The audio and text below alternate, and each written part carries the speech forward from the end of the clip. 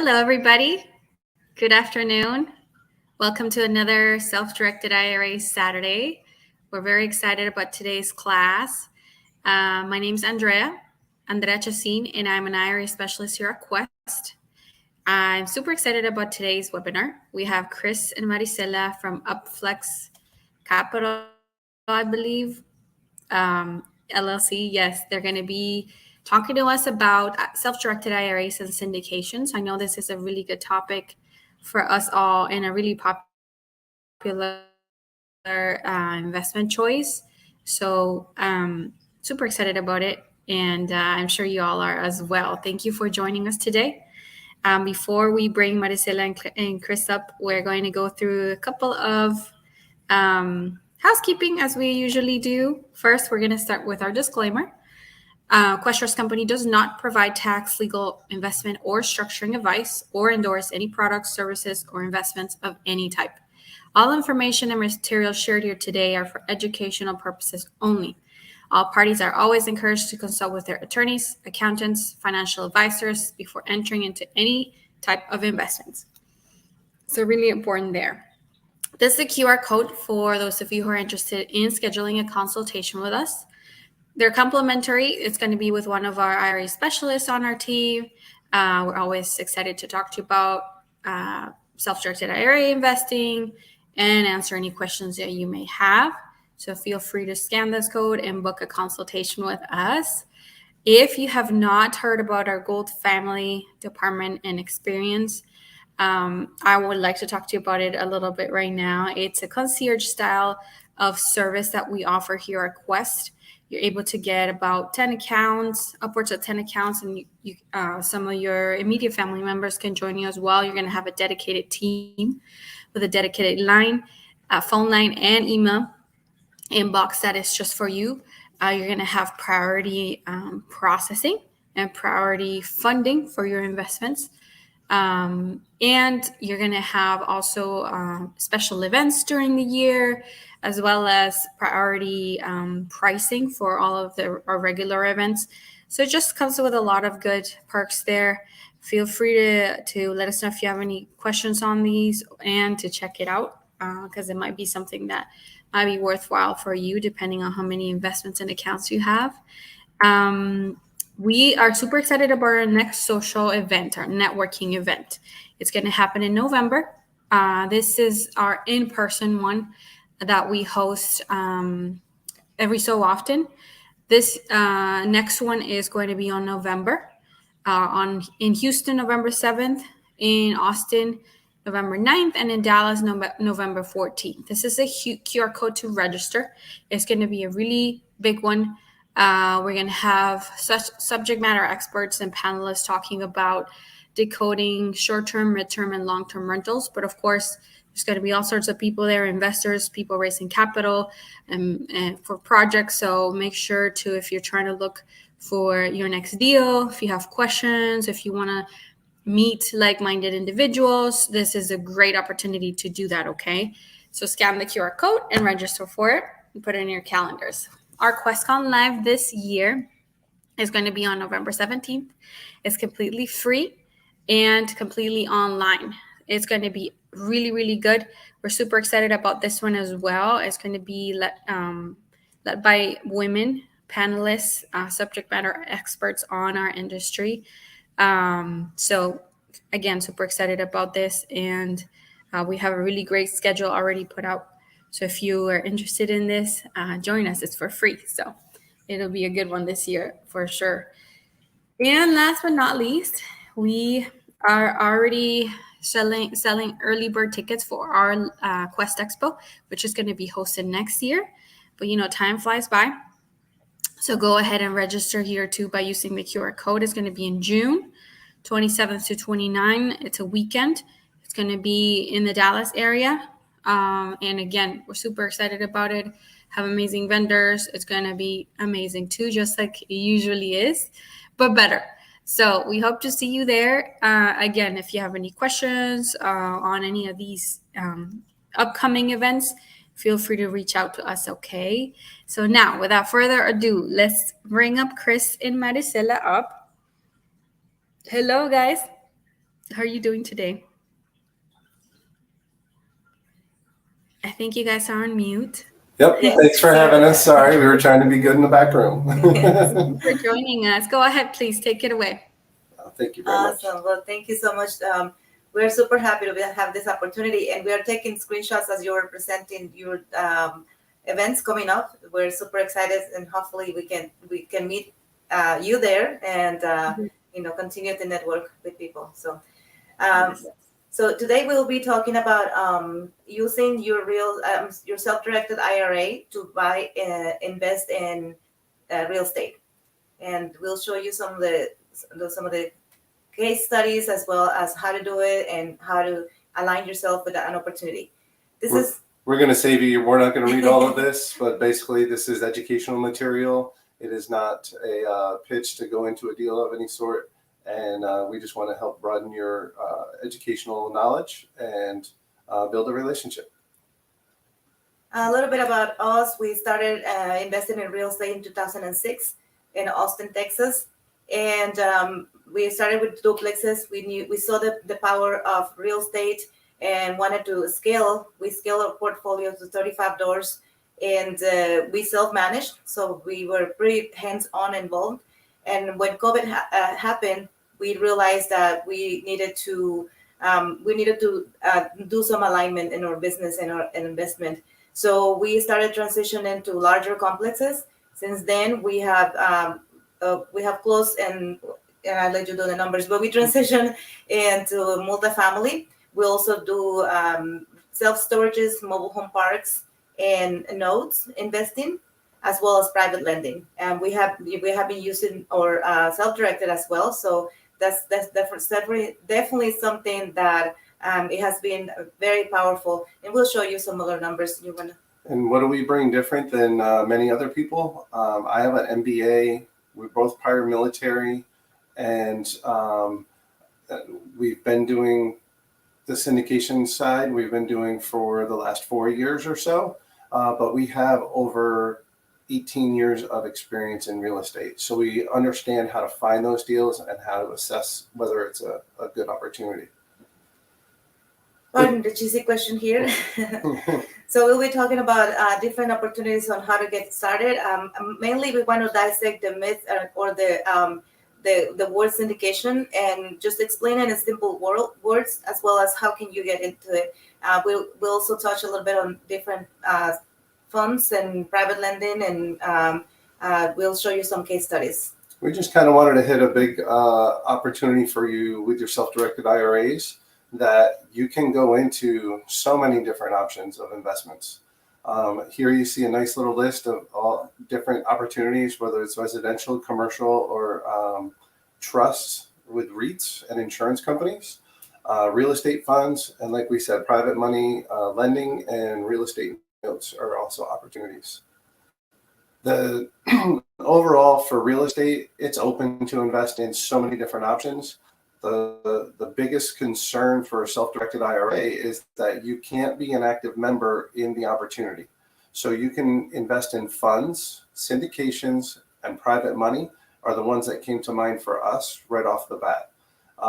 These options make it easy to divide the ownership from active to passive on your end, so it's a much less questionable investment.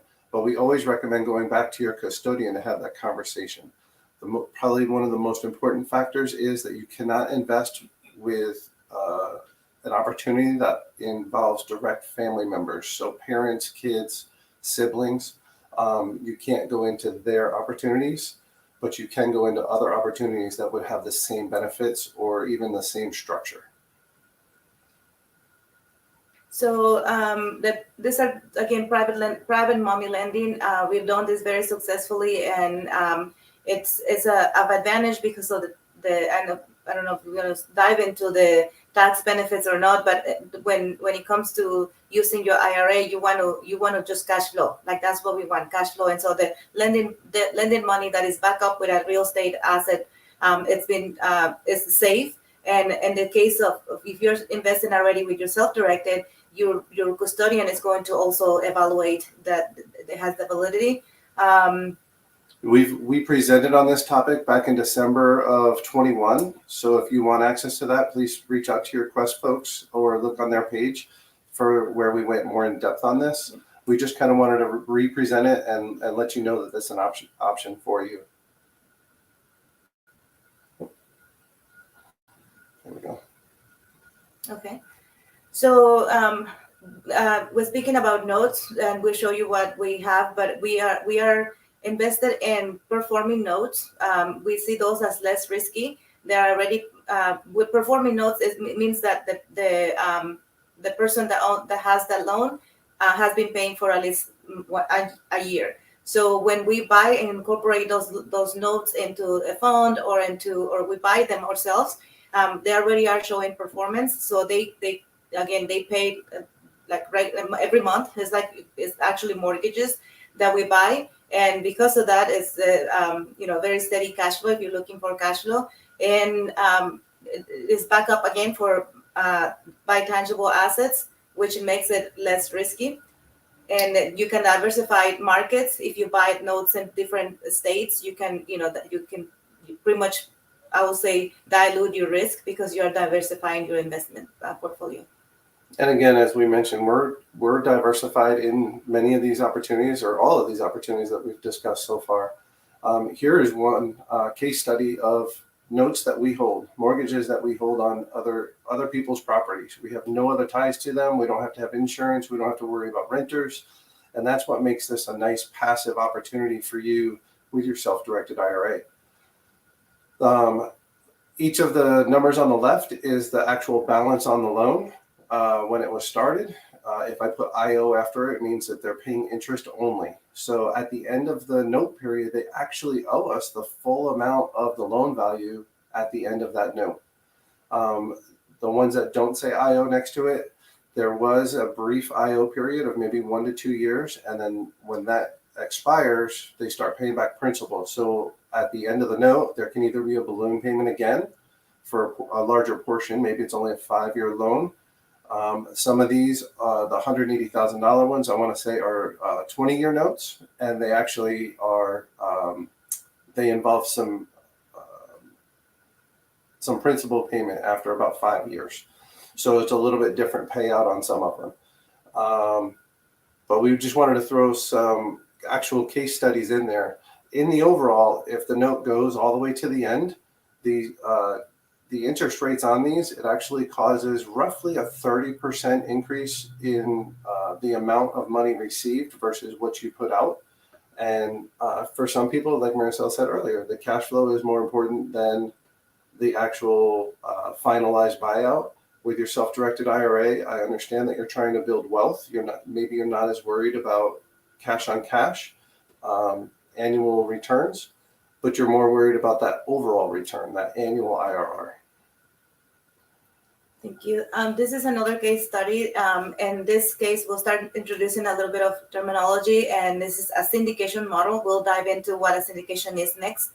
But if you look on the left side, on the blue box, you have annualized IRR, and I'll explain all of those terms in a little bit, and 18.8, and that comes from adding, if you look on the left, on the right, and all the little yellow boxes, there's 1 to 10 year holding. This is a 10-year holding. So we buy the property and we hold it for 10 years. So the projected returns are explained by first year, second year, and so forth. So on. In this case, we are offering a 6% return, and you will see it here. However, if we exceed, and that's the projection that we exceed, there's a number that is paid out. This is based on a $50,000 investment. So you can see how you're going to get distributions usually we distribute every month in these kinds of assets. Some of the other syndications that we have distribute quarterly, but in this case, let's just stay with annual. So the annual return on $50,000 for year one, when an offering, in this case, 6%, is about $3,000. And you can see that the property, once the property is stabilized and more cash flow and improvement of income and NOI, there's going to be an increase on returns. And if you add all of those numbers, that's average to 18.08 when you are talking about the percentage. The equity multiple, that means that how much we're going to multiply your capital. And that, if you see, I'll show you here in a second. I'm going to move to the total return on investment, and that is 180, which means if you add all the numbers, that the capital return, the 3,477, you add all of those, and it's a total of 51,540 on your $50,000 invested capital. Yeah, and then when we sell, there's also that profit share that we divide 70. So in this case, it's 70-30, or sometimes you see 80-20, which means 20% of the profits goes to the partners that are actively carrying on the property management and the actively managing the property. I'll show you a little more on that. And then 70% goes to the investors that are invested passively. So in this case, the profits over the 10 years will be about 51,000, and then when we sell, it'll be about 38,000. So that totals to return to you $90,000 plus your invested capital, and that's why we said that the equity multiple is 2.9. So we almost 3 times your money, and then the overall total return on investment is 180, and that's a percentage. And we just want to point out that every opportunity is different. Every business plan is different. So the returns can be different on each of those. The payouts can be different, where maybe it's lower cash flow, but it's a higher profit on sale. One thing that I don't believe is in our slides, but it's a great opportunity with self-directed, is development is another opportunity where there's oftentimes a preferred return. So where here it says that 6%, maybe they say a 6% preferred return, and but it takes 2 years to build.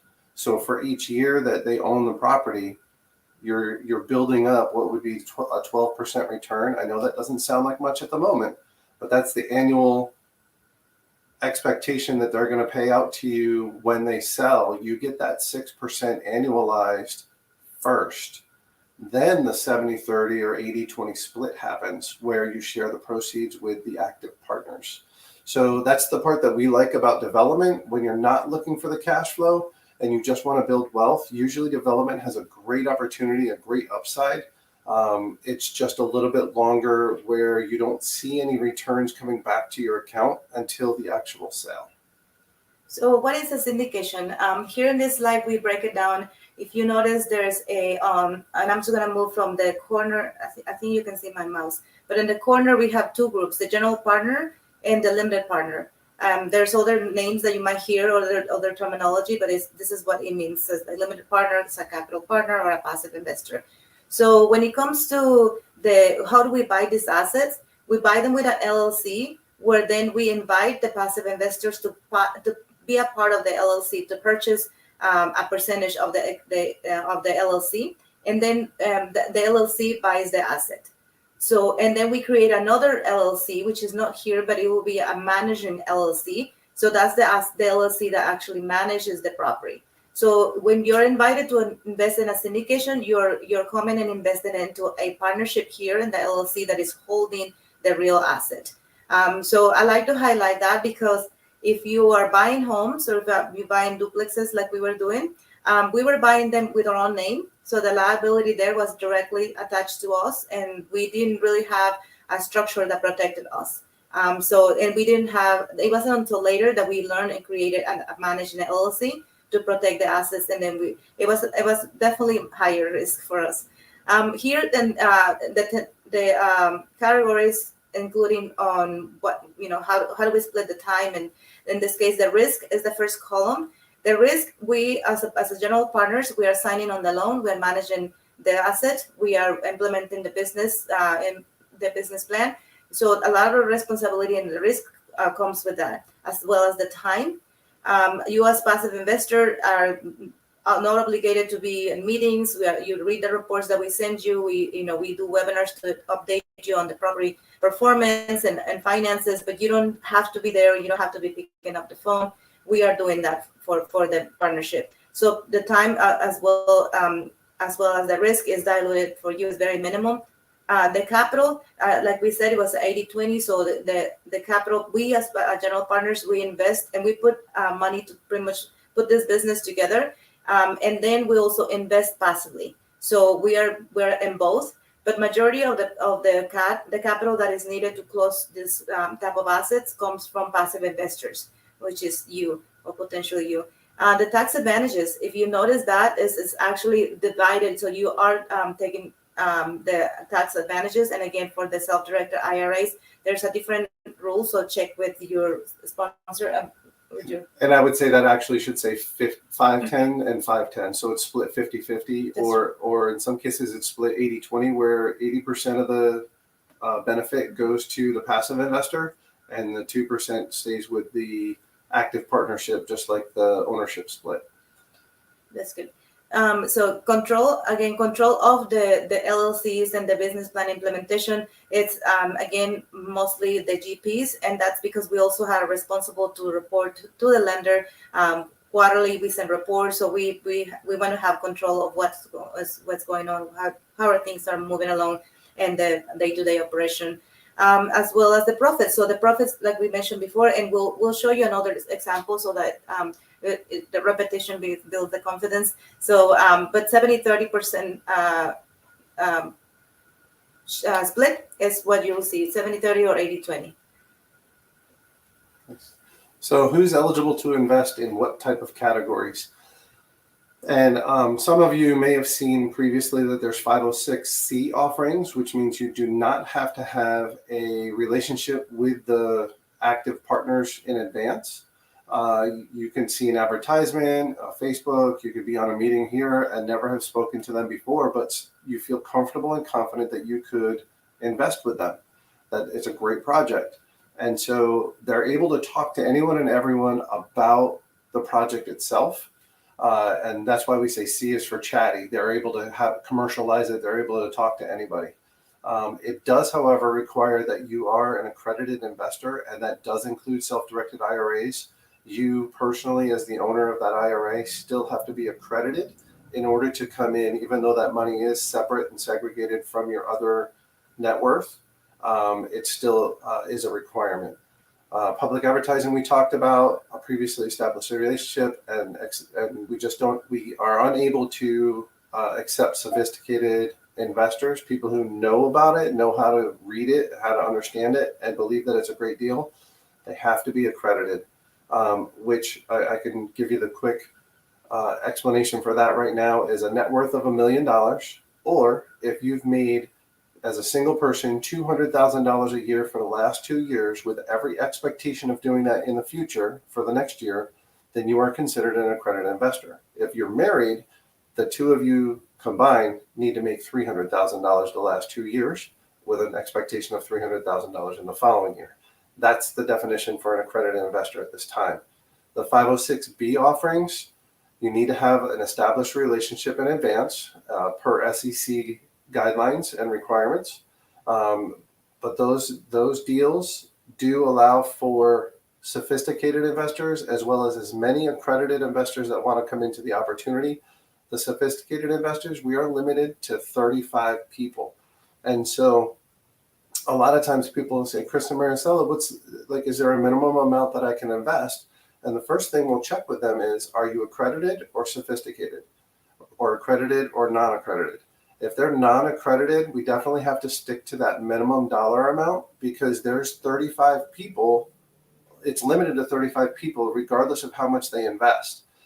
When we get closer to the end, if we still have room, like let's say we brought 30 people, we still have room for 5 more. Maybe we can take somebody with a little bit less just to get them started in their investing journey, or maybe your self-directed IRA doesn't have enough money left in it to invest all at once to meet the minimum requirement. Maybe we can work something out if we haven't already met our requirements with the minimum investment. So that's another opportunity to get in there. Thank you, Chris. What I will say, the short answer here, am I able to invest in your deals? And if we have met, or if we have, having this presentation does not equal to have met. I would love to meet all of you, but that's why we extend our invitation to continue to connect. And you don't have to invest the first time we talk, because you want to get to know, and it's not just us, any sponsors. You want to get to know them. And actually, we have some questions that you could ask to vet your sponsors. And feel free to put questions in the chat. Yeah. We'll talk about them afterwards with Andrea on here, but she'll prompt us. Thank you. Awesome.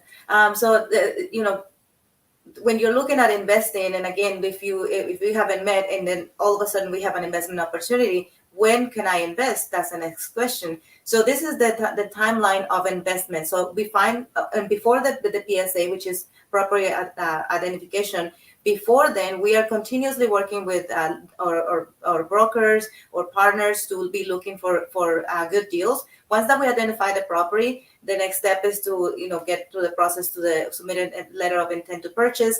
And then once that we're under contract, that's really when the clock starts ticking, meaning that we have certain amount of time to go from identifying the property to doing all the inspections to doing all the due diligence. And at this point, we don't talk about it yet, because anything could happen, and it has happened where we do inspections, we put all this money and time up front, and then for some reason something that we found out and during the due diligence, maybe the rents are not as expected, anything that we find that is going to change the returns to the investors, we walk away from it if we cannot come to an agreement. So by the time we said, okay, everything is ready, we have the legal paper prepared, we have all the LLCs created, that's when we announce it to our investors or potential investors. So you will be receiving an investor. Usually we do a webinar. If we are in the area, we can do an in-person event, but that's when we announce it. So from the time that we announce it, I immediately you can fund it the same day if you're ready. So as you can see, there's no, I don't want you to feel like it's an urgency, but it really is, because we have from the investor announcement to the closing date, sometimes it can be 20 days. And that's why it's important to stay in touch, to be in contact, because we continuously are going to be updating you. And if we already know that you're looking for an investment, we put you on a priority list, so you might be able to receive information even before, because we understand that the self-directed custodian might take a little bit longer. You have more paperwork to complete. So that's why we want to stay in touch with you, because then we're going to have enough time to prepare you. And then the happy day, the closing day. And there's often that subscription period often ends a little earlier than the closing time, because that's where we want to make sure that we've got everybody in alignment, we've got everybody situated, and money is starting to transfer so that we can make that purchase when it comes time for the closing. So there's that little bit of a gap. So here's what we're here for mostly today, is to talk about syndications, and that's kind of why we were moving along a little quicker through the other options. We wanted to make sure to give you a great big picture on the opportunities out there. But why syndications? Because you can increase your sources of passive income, you can increase your sources of wealth building without having to jump from one project to another for small returns each time when you're doing your self-directed. It does take time and effort to keep track of the next project, to find the next project that you're interested in. And so that's part of why we enjoy these webinars here. It opens you up to different opportunities. I'll let you do the other. Yeah, leveraging others people's. Again, my primary job, I'm an anesthesia provider. If I was at the hospital working long hours, I come home and I have no time left. So being able to leverage others' time and knowledge and investing passively, we still invest passively. We have about 1,200 apartments that we do nothing, and we just receive the income from that. So that's what we like. And when you join these partnerships, you are that's why it's so important to know that the sponsors have the track record, and we'll run into that. But also it's easier to scale, because you can diversify your capital to include in different states. That's what we did, different states, different partnerships, different types of assets. We have A class, B class, and this is just the type of properties, that the age and the performance with amenities. So we like to diversify, and there's no way that we could have done it if we didn't have the teams. Then again, investing in larger complexes, The occupancy that you have is not 100% or zero, like when you have a house. In this case, you have more room to have that. I would say the economy of scale makes yes. a huge difference. In a 200-unit apartment complex, you can still pay the bills with 30, or sometimes depending on what you buy it at, 30 or 40 people not paying any longer, whether they're evicted, empty, or just not making payments. Whereas if it's a single family or a duplex, you're really stuck to have each tenant paying and to have each apartment filled. Yeah, we saw that decreased liability by the way it's set up with the LLCs are separate.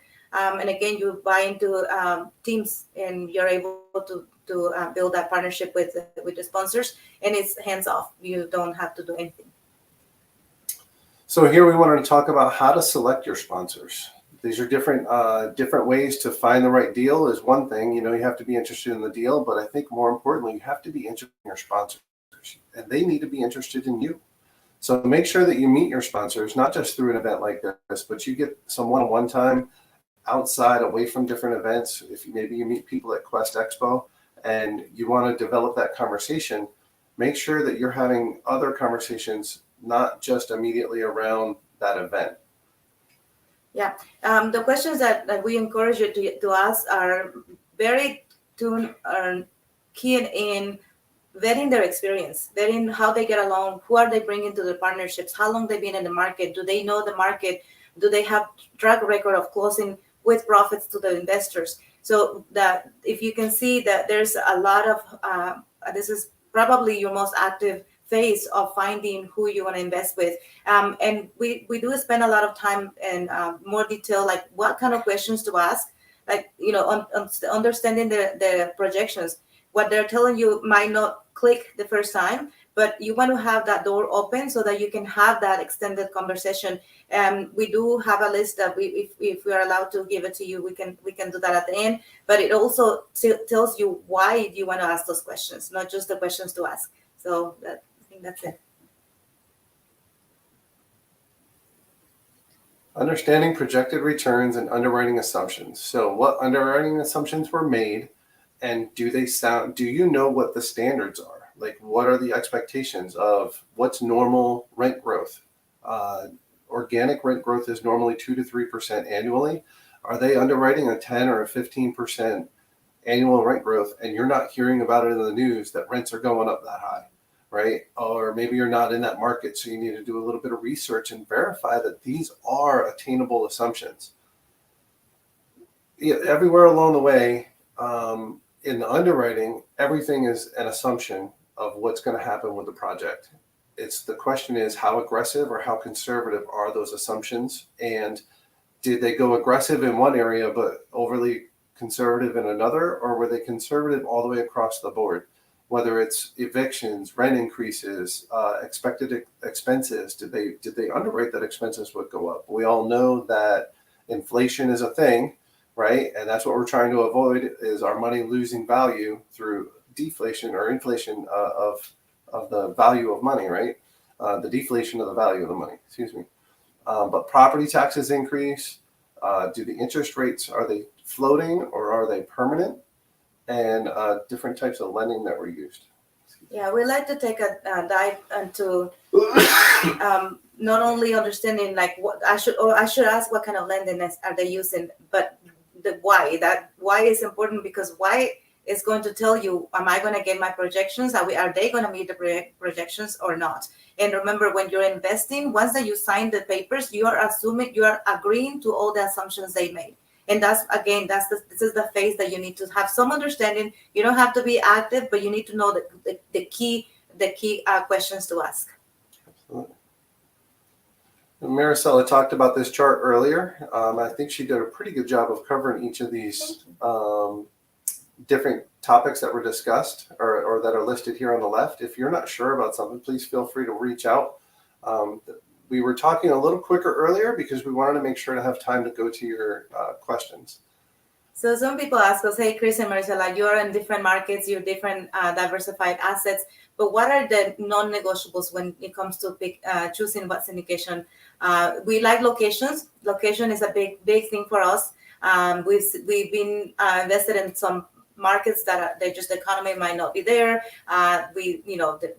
We just kind of rushed, so we learned from those mistakes, and now we are and we have like a handful of locations that we like to invest in. Where there's cash flow, we like the cash flow.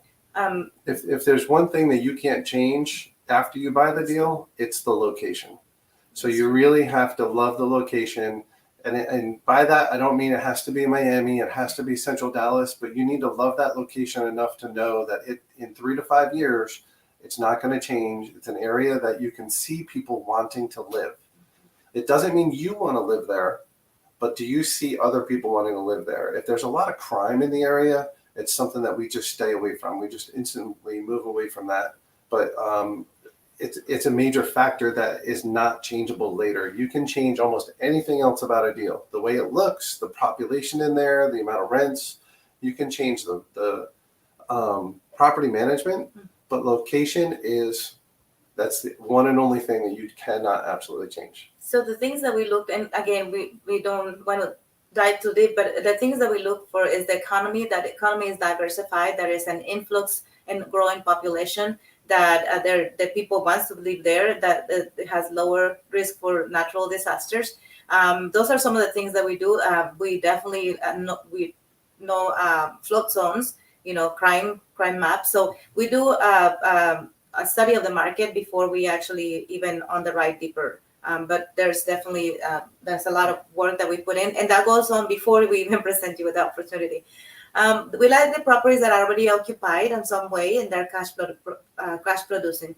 Now we are invested in some developments and self-storages, but those are shorter terms that we choose. So again, we diversified, and if we have the cash flow from one property or one asset, then we're okay waiting for the appreciation of the later payouts for like other projects or other types of assets.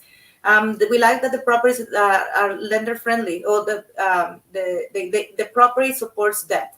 So meaning that the property is producing enough cash to pay its own bills. Like those are some of the criteria. Like we don't buy on projected assumptions that this property should do this, or if you do this, then you do it. Like we like to have already performing properties.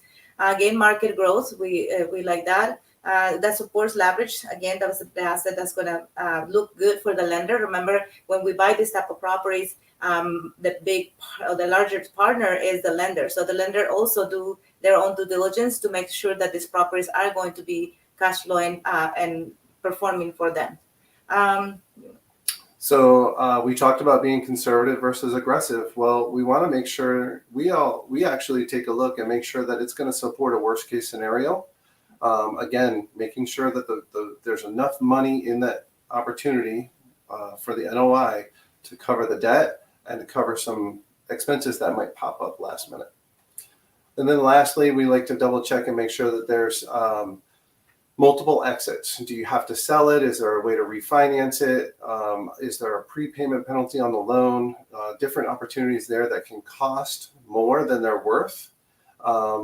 If they don't buy it in the right manner, right? So if the debt isn't set up correctly, that you're able to get out of that debt, then you're forced to do an assumption at sale, and whatever your interest rate is, it needs to be worthy to the person looking to buy that deal. So we always try to make sure on our side, that we have the ideal buyer in mind, and maybe even not the not so ideal buyer, so that we have multiple ways to look at this as a potential exit. And then, like I said, lastly is the team. Yeah. Have you built that relationship with the team so that you know that they have your interests at mind, not their own interests at mind?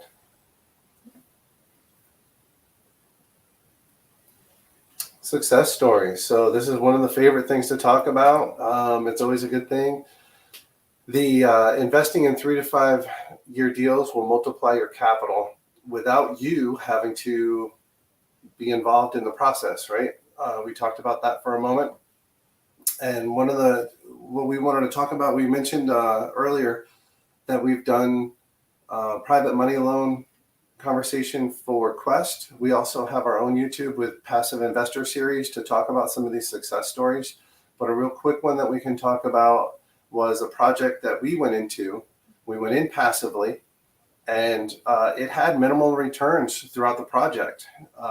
But in the end, we owned it since September of 2020. And in July, they sold. And we received a 65% return on investment in just under 2 years. So roughly a 32%. Well, guess what? They're not even done paying us yet. They're still, usually when a project sells, you'll get an initial payback of your investment plus some of the returns. And then they hold on to a little bit for 3 to 6 months to ensure that all bills, there's no liens, there's nothing that's missing before they close out that LLC. And then they make sure to do another disbursement. So at the moment, we've made a 65% return on investment in less than 2 years. And that's one of the opportunities. It was supposed to have a cash on cash annualized roughly 7%. That we didn't see much of that payout along the process, but they made up that preferred return first. And it's included in the full return on investment. Let's see, an appealing choice for busy professionals and business owners who prefer a hands-off approach. Your self-directed IRAs are already set up in that manner. And just because that's what we've been talking about today, it does not mean that your excess investable dollars can't go in on a project.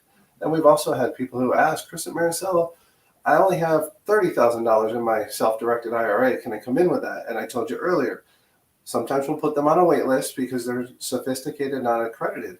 But if you join another $20,000 of your own that's not in the self-directed IRA, now you have that $50,000 investment that you can come in on a project. That's a 506B. Yeah, and another question that we often get is, okay, my goal is to get the number. I don't know, it's like a magic number. Most people ask the $10,000 in passive income. So how do I do? And so we actually sit down. Everybody's goal and timeline and capital is different. So we like to, we like to take the one-on-one so that we can build that investment plan for you. Andrea, we're happy to address any questions that might have come up throughout the process. For those that are interested in more information, we have our contact information here along with a QR code to make it easy if you're on your phone. Thank you, Chris and Maricela. That was amazing. A lot of good information. No questions have come in so far, but let's give our viewers a couple of minutes here to see if they have any questions that they want to bring forward, Sure. and then we can get to them. Yes, but thank you guys so much. No problems. I can also give another case study on a self-storage project that we did. We owned it for 13 months, increased rents. We really didn't do a whole lot of. Now this was one that we were active on. It was a partnership, not a syndication. But we increased rents because the ownership was well below the market. We had very little capex that we did. We fixed some lighting, some security cameras, made it a safer environment. And in 13 months, we were able to get a 70% return on our investment. So it's really a matter of finding the right location, finding the right opportunity, buying it at the right price. And we would love to delve deeper into how to assess these things. How do you understand the why behind it? The opportunities are out there. And we understand that by people coming here and having these conversations, we probably talk very high level. We'd love to go deeper with you and have those conversations and educate people further. Yes, sounds good. That sounds amazing. I have a question for you guys. So do you guys invest locally or do you do projects all around the nation? Sure. So we have, we're from Austin, but we are also, we have projects that are in the Dallas area. We have 3 multifamily, 2 multifamily in Houston, 1 in Austin.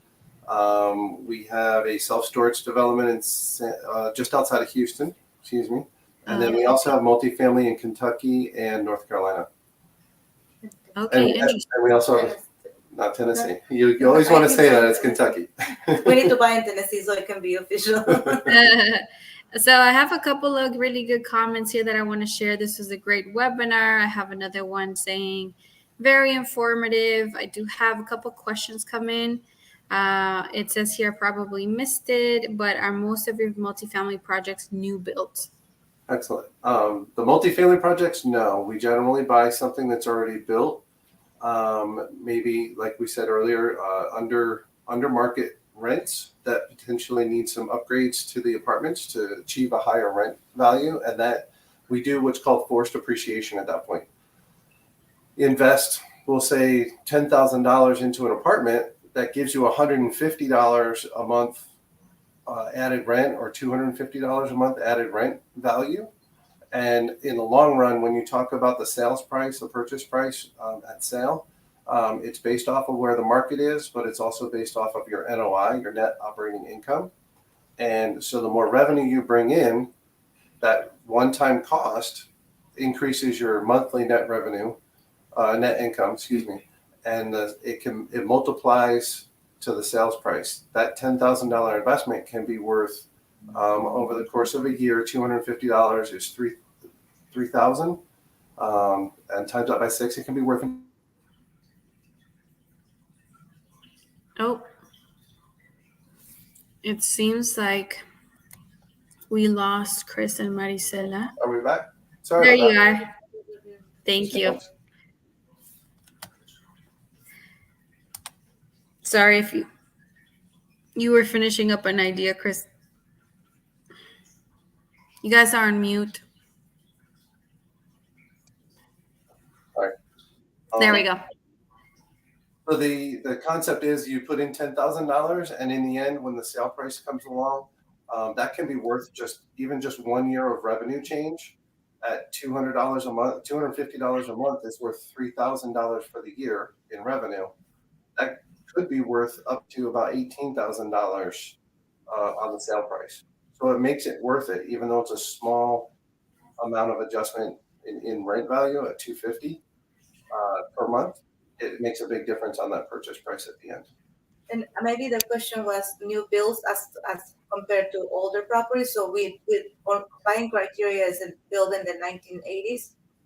And, The 1980s is the older one, I guess, that we want to buy. As opposed to new builds where you have to do a lease up potentially. The cap rate is much lower. You have to raise more money. There's just less opportunity to force the appreciation that we were just talking about. Fair enough. Makes sense. Next question. We have a development that we're looking to do. It will utilize our modular home in San Leon. Total capital stack is $1.2 million. If we raised it all, could the debt be the preferred return? It can be if you can find investors who are willing to accept a return rate that is lower than the interest rate that you could acquire, then it makes sense. There's a continuation here. Sorry. It would be both debt and equity, but can compartmentalize into debt and equity, but the debt would be the preferred. Gotcha. Prefer that. Your debt is always the preferred. Yeah. The debt will always be paid first. So when you talk about the capital stack, for those that don't know, the capital stack is usually your debt is paid first. Maybe you have preferred equity, which is another outside, like a family office that loans a little portion of the equity that you want to do. Let's say he was raising 1.2 million and he got preferred equity of 400,000. And then the last ones to get paid would be the investors themselves. And that would be that other 800,000.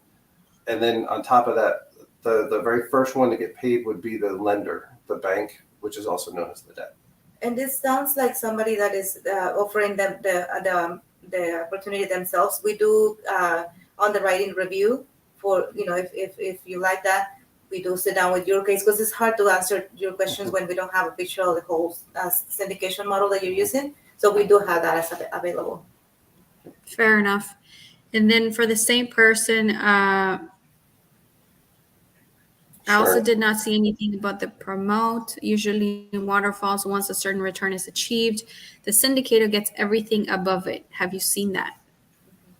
I have never seen the syndicator get everything above any amount. I have seen where we talked about the preferred return, and that's where the investor gets their money first before the promote, which is the company split, the 80-20 or 70-30 split.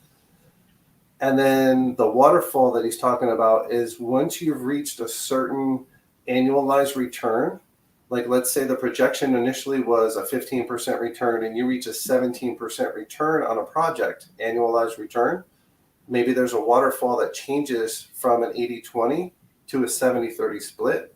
So with any other income above that, when you sell those profits, it's now at a 70-30 split because you've already met all of the other requirements and expectations for the investors. And basically the active side helped this deal to perform better than expected. And so they're cutting a little bit more of the profits for themselves to have a better return because they made a better return for the investor than was expected.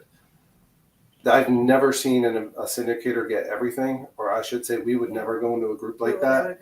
And we've even seen somebody who did a waterfall at the immediate expectation. They changed it to a different split, to that 70-30 split. And we didn't go into that deal either because that is very sided towards the active investor. And we believe in promoting and helping the passive investor make their returns. I'm not saying that there wouldn't be a waterfall later on, but if you significantly exceed the expectations, then I feel like it's appropriate to start your waterfalls. Yeah, and if you're a passive investor and you're being offered this, I will definitely, we try to keep our investment offerings simple. There's no complication and it's clear. Like you know exactly when you're getting your capital back and how much you're getting back. And waterfalls just make it confusing. Love the questions. Yes, love it. Yes. A couple more questions. Do you ever hold those multifamily properties or do you always sell? So we have what we call legacy investments, and those are usually something that we want to hold longer. Usually we have partnerships, so joint ventures, 2 or 3 partners, usually family, because we know we want to hold for a while. So those we hold and they're cash flowing. So I'm talking about self-storage and mobile home parks, low capex, higher returns. However, we like the syndication model to buy and perform and sell because it triggers higher tax advantages. So we use that to then offset the income that is produced by the cash flowing. So I guess for their answer specifically, number one, I would never say always that we always sell, because even though we have historically we have always sold, we also know that there's an opportunity to do what's called a recapitalization in a syndication, where essentially you sell it to your own LLC, maybe another LLC that you as the active general partners own, or maybe one of the partners decides to stay in the deal. Like they love the deal so much they decide to stay. And so you do a recapitalization that you keep the deal. However, you just brought different investors in. So the investors that were in the deal get bought out at what would be, for us, we would go to a broker, get an opinion of value.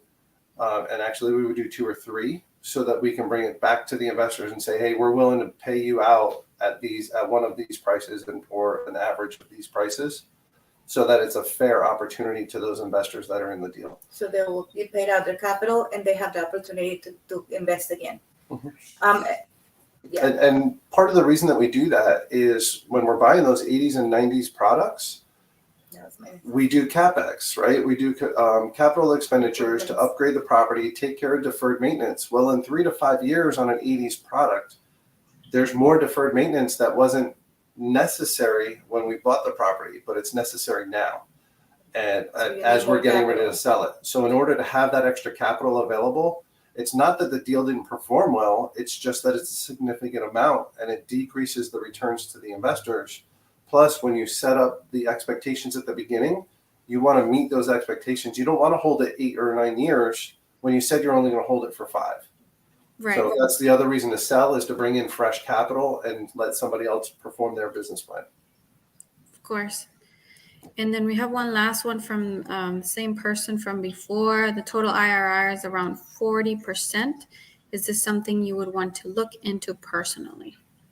Is this from the person that... It's the same person asking questions, but the total IRR, let's say this is a 3-year hold. So that means that you're going to do 120% return on investment. That's a significant return that I would absolutely be interested in seeing. However, it might be a mix of terminology. A 40% IRR 10 years. is a breakdown of, that's considered an annual return. The IRR is the rate of return, the individual rate of return, and it's usually presented as an annualized number. And that just seems extremely high, which would, to me, not knowing the rest of the deal, and we're not going to get into it here, of course, not knowing the rest of the deal, it sounds very aggressive. That's what I'm going to Yeah, say. it sounds like this person on Contained Living would benefit from contacting you guys directly. Absolutely. We can have a conversation offline. Please do. But, And we have the contact information. and it's Yes. not impossible to have that return depending on the type of opportunity. So many questions. I want to bring up your QR code one more time so that if anybody wants to, in your contact information. So if anybody wants to contact you guys directly, but thank you so much for participating, everybody, and for your questions. We appreciate that a lot. And of course, thank you, Chris and Marisela. So it's a pleasure having you guys talk to us today. And we hope to have you guys again in the future. Thank you. No, thank you. Are you okay if we share the code with the gift? If they Please, yes. Go ahead. I didn't realize that one had a QR code. Yeah. So this is the top 10 questions to ask a sponsor. Yeah. So if you're looking to just build a relationship with sponsor team, these are the questions. But then most importantly, why is and that's what we cover during our other events that we do. When we can come back here and explain why are you asking this question, because the quality of your question and understanding is what is going to give you the confidence. We can dig deeper. Absolutely. Sure. Perfect. So definitely more to come in the future from Chris and Marisela here. We appreciate you guys and everybody who joined today. I hope everybody has a great rest of your weekend. Thank you. Andrea. Have a good weekend. Bye-bye. Take care.